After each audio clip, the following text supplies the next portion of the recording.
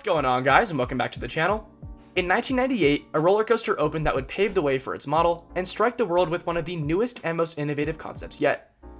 Having experienced quite a few of them myself, I have to say the model is great and I do enjoy most of my rides on them.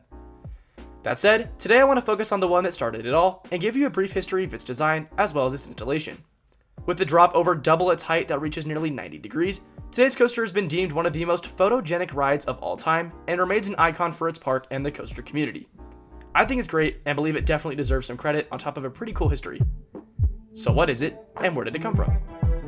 This is the story of Alton Towers, Oblivion.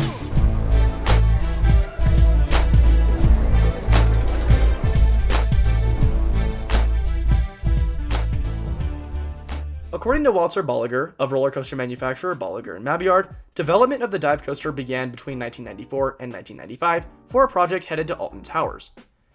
Opening as the world's first dive coaster, Oblivion hit the amusement world on March 14, 1998 as a prototype design, though it did not have a true vertical drop. 2 years later, the second dive coaster built, Diving Machine G5, opened at Janfusun Fancy World before 14 were added over the coming years, with the most recent installation being Dr. Diabolical's Cliffhanger at Six Flags Fiesta, Texas. Accumulatively, they've become one of the most successful model lines from Bolliger & Mabillard and continue to be in production today.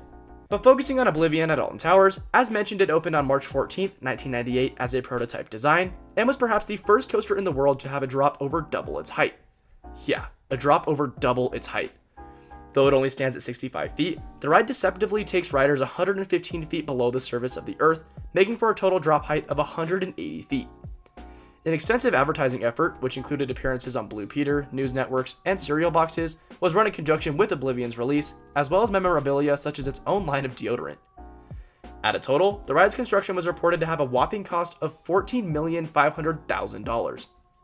Also around this time, Oblivion's park section was also rebuilt to become X Sector, with the Black Hole roller coaster becoming the sole attraction from the previous area to have survived.